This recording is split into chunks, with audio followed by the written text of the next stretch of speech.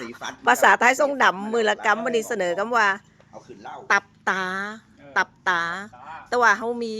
ขอสงสัยว่าบกวยเสิร์ชอย่างงี้ งงอยู่นะว่า บกวน พลาวตับตานะ พะเล้าเอิญตับตาเราบกวยเอิญอย่างงี้ ที่ เนี่ย ลากข้าวที่ลากข้าวแต่เราไม่รู้ว่าภาษาที่เขาใช้อะไรเราอยู่กับโซ่งเราไม่ได้อยู่กับคนไทยไง เขาเอิญอย่างงี้นะ เวลาเอาข้าวมาเวลานวดข้าวเสร็จแล้วก็เอาข้าวมาตาก จะเอาตับตาเนี่ยมันละ ตากเสร็จแล้วก็เอาไปสีฝัดนะฮะ สีฟัดนี่ แล้วก็เอามาตาก ให้มันแห้งเพื่อจะเอาไปเก็บที่ยุ้งข้าว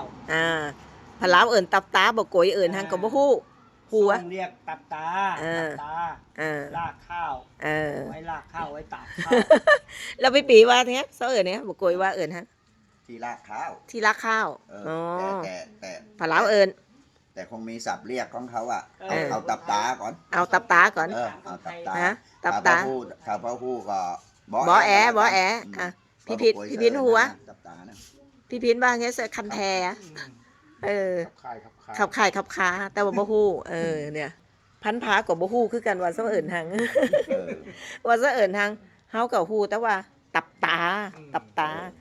ถ้าใครฮู้คอมเมนต์มาเลยว่าเสาเอิญทาง